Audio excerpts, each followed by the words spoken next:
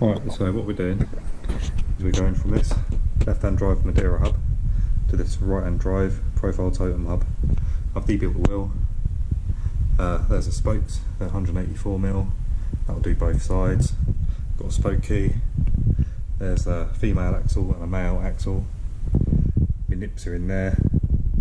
There's a little bit of grease because I've got no other lube at the moment. Right, let's get started. This will be your first spoke. First spoke is quite important. You'll use this spoke to be able to count where your spokes are supposed to be if you make any mistakes. So ideally you want to place this one below the logo on the hub.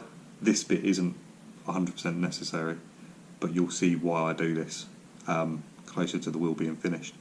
So this needs to go on like the third or fourth hole below the logo, and it'll be inbound. So let's say 1, 2, 3, 4. So that's my first spoke. We'll keep hold of that one and do the other inbound spokes. You basically just miss out a hole and chuck it in.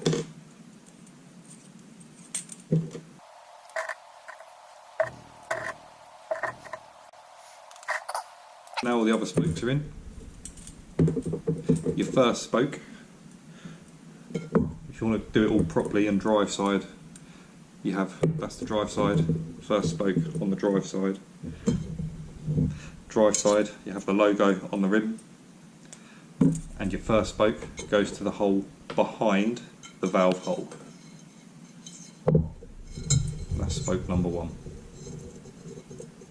So remember, the hole behind the valve hole, spoke number 1. This is with the logo of the rim on the drive side of the wheel, or bike.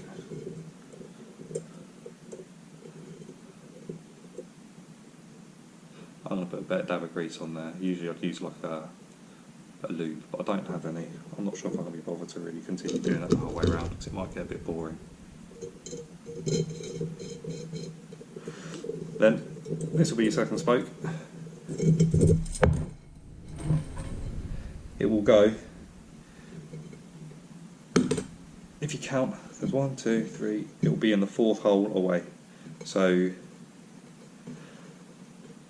this will be the first spoke on the non-drive side.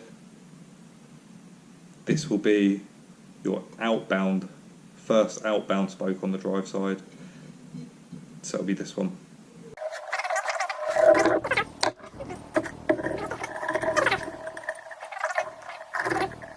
When you first put your nipples on, I need to do a few threads, it doesn't have to be anything mental. I'll show you about how I do it on the next one. So another 4 holes.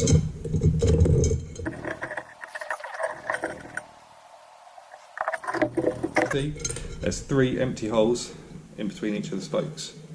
And you put your nipple on, just give it a couple of turns. Bear in mind, this is a used hub, used spokes, used rim. This might not go absolutely perfectly. I like dodgy threads and stuff. 1, 2, 3, 4, and there's the next one.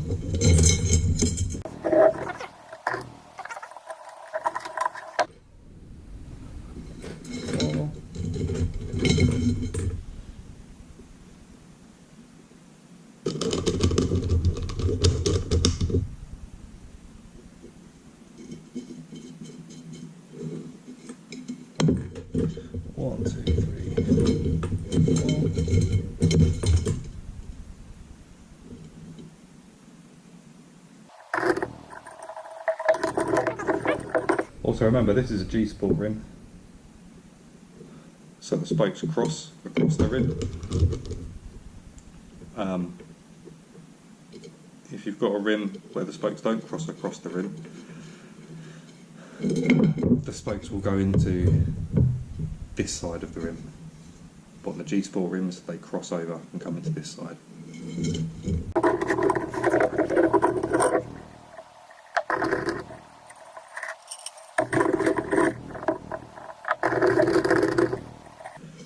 As you're lacing up, it's always good to just stop every now and then, check the pattern, make sure everything's kind of in the right place as you go. so you don't have to undo your mistakes later on. Right, now do the inbound non-drive side. Now these ones,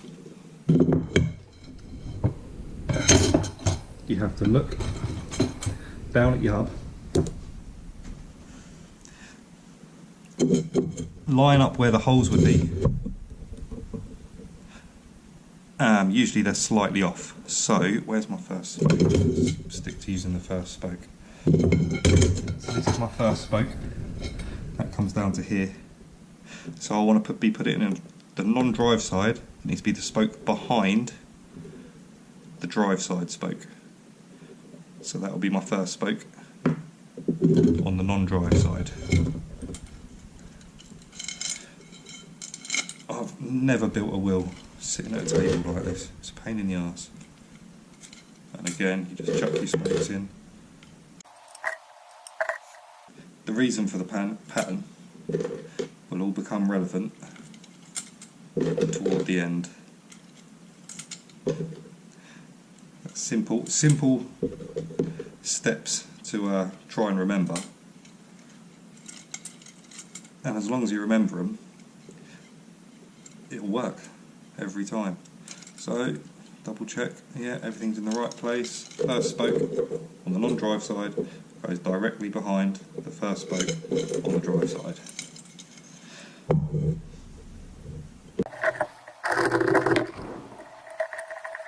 So every single one of these spokes will go behind the drive side spoke that's in front of it.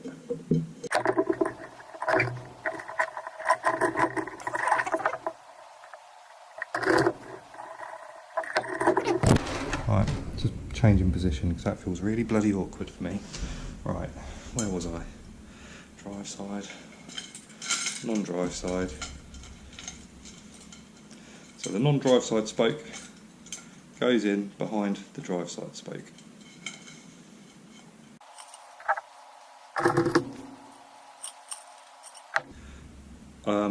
I'm pretty experienced with wheel building. I've been doing it for quite a while. So my one piece of advice would be to really take your time, concentrate on where you put in the spokes. I'm not, because I'm kind of used to it.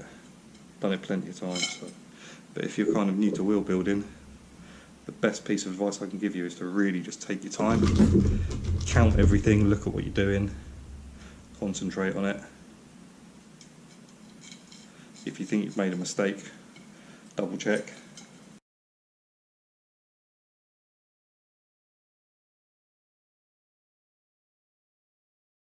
Right, so now we grab our first outbound spoke of the wheel.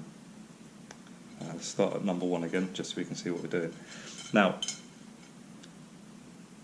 with the inbound spokes in, if they're laced correctly, where the first spoke is behind the valve hole, don't know if you can see that. The first spoke is behind the valve hole, that's number one. You twist the hub backwards towards you. Then, when you chuck your inbound spoke in, that'll be number one. So we chuck it behind number one. This will go over, over, under, and he'll live in that hole there.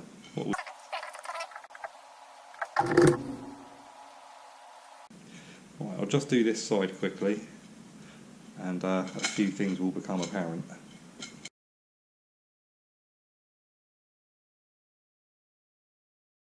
Remember, over, over, under, over, over, under, and it'll go to the very next hole on your rim, so it will go behind your non-drive side spoke.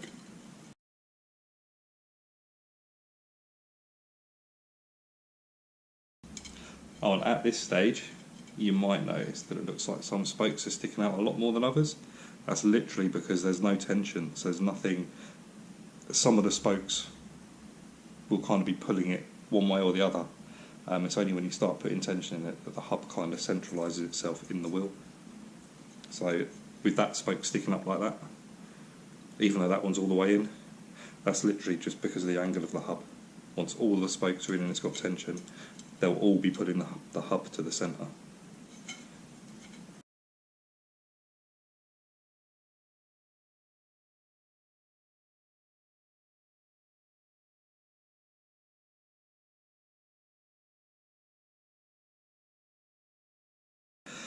Three cross is industry standard, has been a long time. I don't really see the point of even trying to lace it any differently unless you've got one of these hubs where you kind of have to. It's not too bad on large flange hubs to go 4 cross, but on a lower flange hub like this, if you were to go 4 cross, you've got to imagine the spokes are a lot longer. Notice how straight after the bend it'll be sitting over that part of that spoke. If you were to go to there, it's no stronger at all. In fact, you're going to be putting more tension through the spokes, like that area of the spoke, so it's going to be more likely to snap.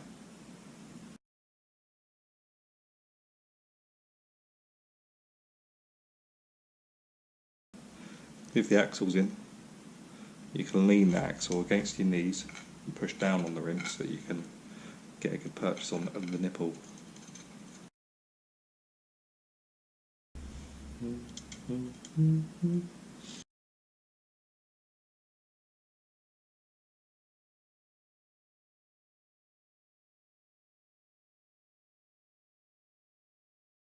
It's always a good idea to do stuff like this, and it kind of beds everything in a bit nicer.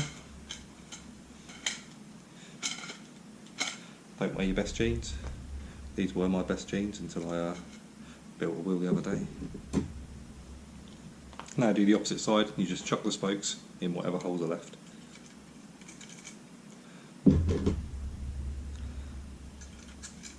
Which should be every other hole.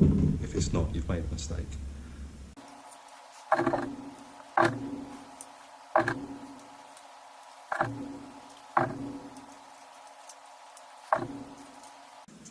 And again, over, under. As you see, these spokes are kind of pulling it, so the hub's sticking out loads. That's completely normal. It won't kind of sort itself out until you start putting tension in them. So remember, you've got this spoke here, over, under.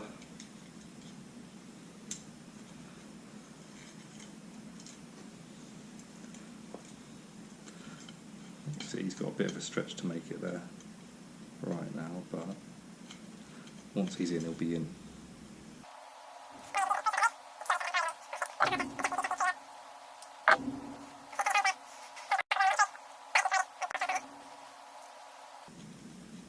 I don't know if you can see it from that angle, but see how I'm pushing the hub against my knee, pushing it in to force that spoke upward so that I can get the nipple on there.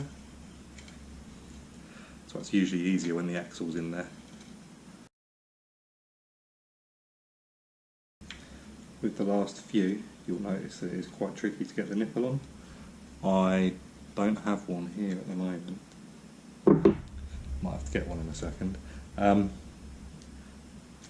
I think it's sapping make a really good nipple tool, where it clamps into the end of the nipple, so you can just hold it whilst you push it onto the end of the spoke, and as you twist it, it self-releases when the nipple's a certain distance on. Really handy little tool, but I don't have one at home. I sometimes use a spare spoke and thread the nipple onto the end of the spoke that way, so I can hold the nipple in place and then thread it on. I might have to go and get one in a minute, I might be alright. But it's one of those little things that can help you out a bit. As I say, usually it's good to stop every now and then, just make sure everything's in the right place.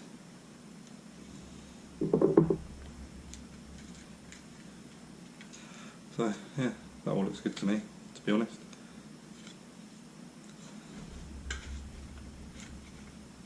This is like pre-stressing the spokes. I'll do it again properly in a bit. I'm going to have to put the axle in so I can start putting a bit more tension in the spokes and stuff. I'm going to go make a quick cup of tea though. See you in a bit. Right, made a cup of tea.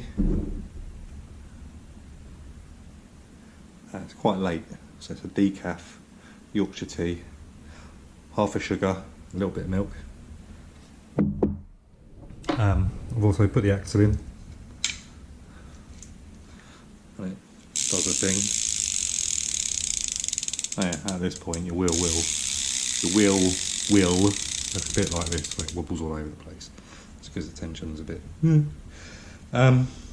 As I was saying at the beginning of the video about how you pick your first spoke and twist the hub backwards, this ensures that the valve hole is between the spokes, not crossed. Like if it was there, you wouldn't be able to put a pump on it. But it's there, it's where it should be. And also, silly dog, if you look through the valve hole, I don't know if you can see that from there. If you look through the valve hole, you can see the logo. Right, here we go, that's a bit better. Now that we're at this stage, what you want to do is just wind all of the spokes in, all of the spokes, just so that you can't see any thread. Just cover all of the thread, and then you know that every single spoke has the same amount of tension. So this might be quite boring to watch, but there you go. Again, there's a nifty little nipple driving tool that you can get to do this. Makes it a bit easier, but basically what I do is I get my thumbnail and I stick it right up against the very last thread, and then just use a screwdriver to wind the nipple down until it hits your thumbnail.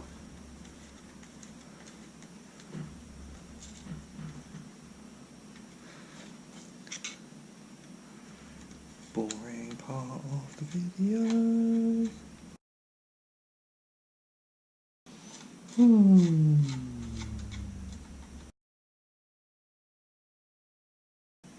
Right, there's that bit done.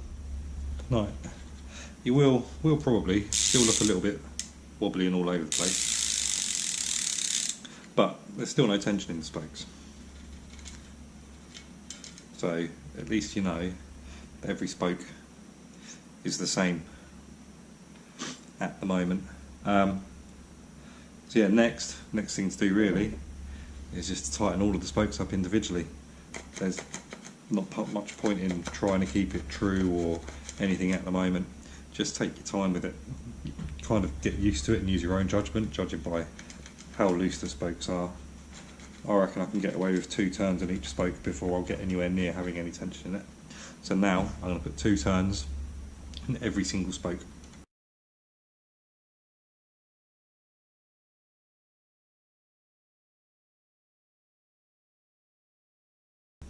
Two turns of every spoke.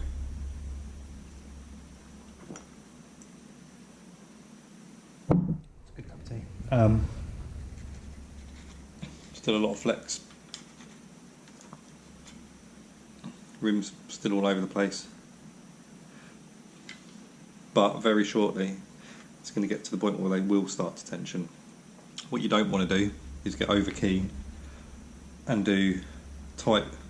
Well, you don't want to over tighten your spokes here, because although it might feel loose now, by the time you get to here you'll start adding extra tension to these spokes here. So with your first spokes, if you start tightening them too much now, by the time you get all the way around to here they'll be extremely tight, and that's how you get egg, or an up and down, however you want to describe it. You can also give your rim a flat spot by doing that, which is a pain in the arse to get out and isn't really worth it. So now I'm just going to go to 1 turn on every single spoke. best to take your time, even if I have to go around and give every single spoke one more turn before it starts getting any tension. I'd still rather play it safe than risk messing it all up. If you do it gradually and take your time, if you make a mistake, it's easier to undo it. If you over tighten all of your spokes, you've then got to go around and loosen every single spoke. So you do one turn at a time, then worst case scenario is you've only got to go back and loosen all your spokes by one turn if you really need to.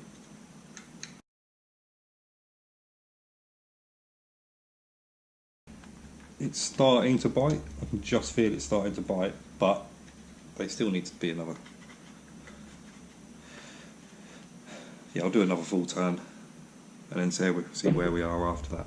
That's what I mean, you take your time. If you always start with your first spoke, your number one spoke, the first one you put in, the one behind the valve hole, always start with that spoke, and then you can always go back if you make a mistake. If I tightened up to here more than I had, then I'd know that this is the point where I started over tightening them.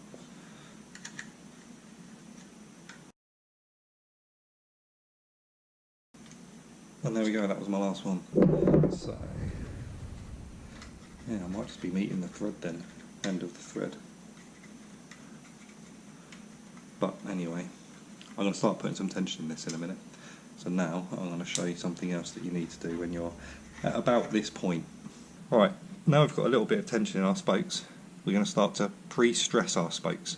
It's something that a lot of people don't do, and machine built wheels, it's never done. It makes your wheel stronger. It means that the spokes are a lot less likely to stretch and come loose. So you basically put your axle on a hard surface and just put pressure on your rim, both sides. Spin it around a bit, do it again, spin it around a bit, do it again, spin it around a bit, and so forth. And then do it to the other side too. When there's a bit more tension in the spokes, you'll hear it start to ping a little bit like a brand new wheel does.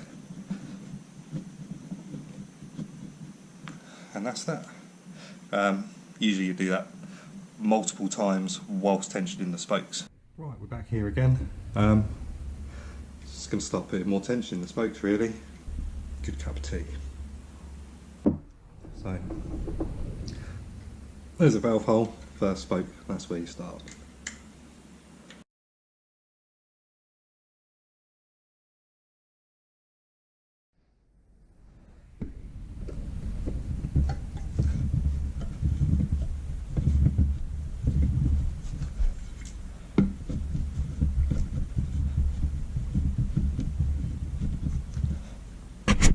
Right, so I don't have a truing stand. I'm going to true it in my frame.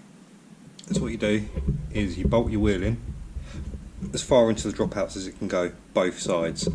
This is going to be a little bit confusing because this is a right hand drive hub. My cranks are set up left hand drive at the moment. I'm going to be switching that over as soon as my wheel's built really. So basically the first thing to do is look down your wheel this way. Probably can't quite see it properly because of the slight wide angle on the lens, but this wheel is out of dish, I believe. Yeah, it needs to be pulled to the drive side a little bit. So now I'm going to tighten all of the drive side spokes a little bit. I'll start at my first spoke, then I know where I am. As I say, it's slightly confusing because it's a right hand drive hub, left hand drive cranks at the moment. So I'm going to work backwards, I think. Yeah, work backwards. This is my first spoke here, so give him a tighten. I'll do a full turn.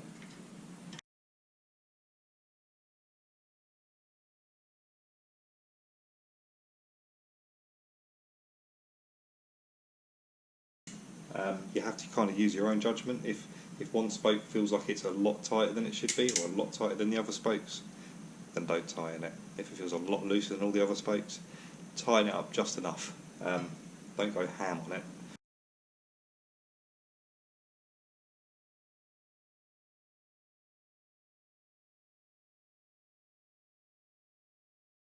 So now I'm going to pre-stress the spokes again, and then see where we are again.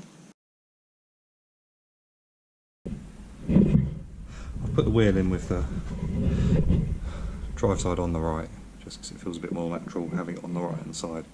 Again, I'm not too sure if you can see that, but it looks to me like it's still out of dish. It still needs to come to the drive side. So I'm just going to faff about with that again for a minute.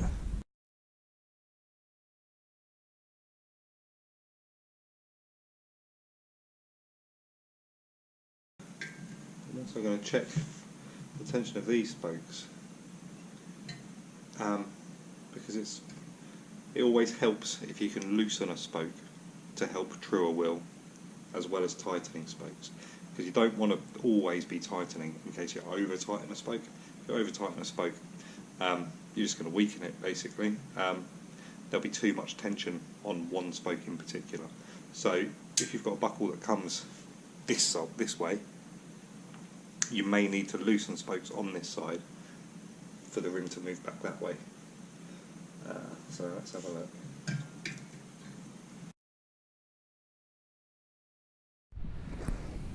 Right guys, it's the following day.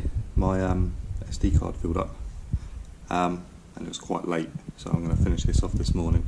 It's not far off, to be honest, at all. A little wobble to it maybe.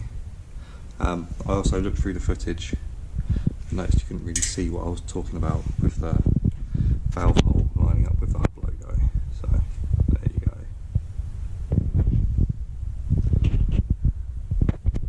With the rim logo on the drive side.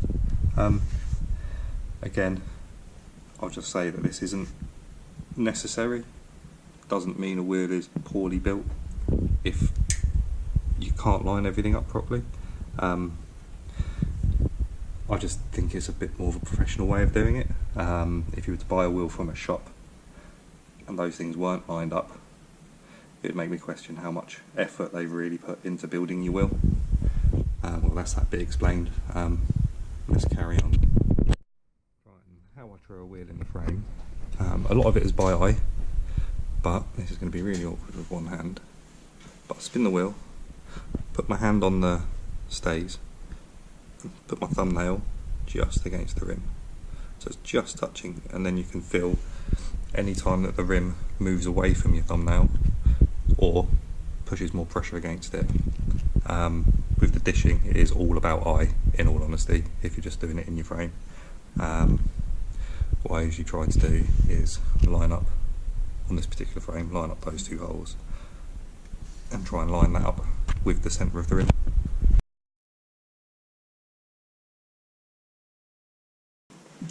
There should always be a little bit of movement in the spokes when you move them. These are probably getting to the point of being a bit too tight. You need a bit of flex there. About right, I guess. I think I'm pretty much done. There's a tiny wobble to it, but because I'm brakeless I don't really care too much. If I had a truing stand, and especially if I was building the wheel for someone else, I'd make sure it's perfect. I'll talk about up and down a little bit. Don't really have any up and down, does it? So basically with up and down, what you do, again, whilst doing it in the frame, in a truing stand it usually has a gauge, so you can judge the up and down.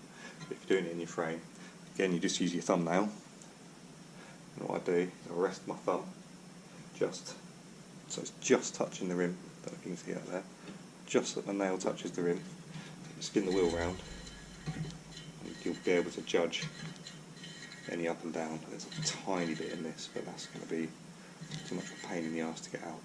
So basically, any time there's more pressure against your thumb, that means the rim is moving up.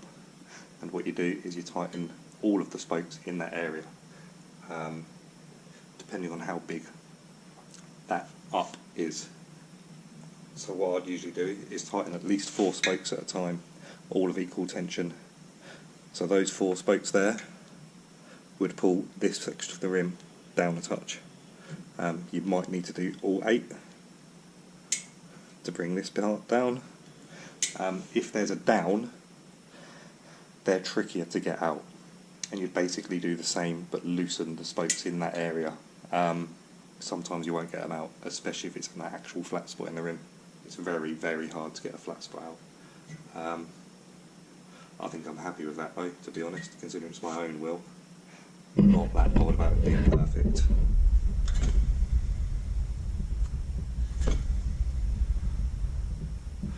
And that'll do. And that's about it really. That's how you build a BMX wheel. Some people will build all of one side and then all of the other. That isn't the wrong way to do it.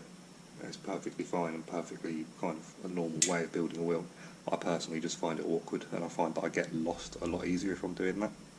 Well, I hope you enjoyed the video. I might do a few more of these how-to type things. Don't know though, just don't really like talking into a camera. And that's it. Go and build a wheel, enjoy riding your bike.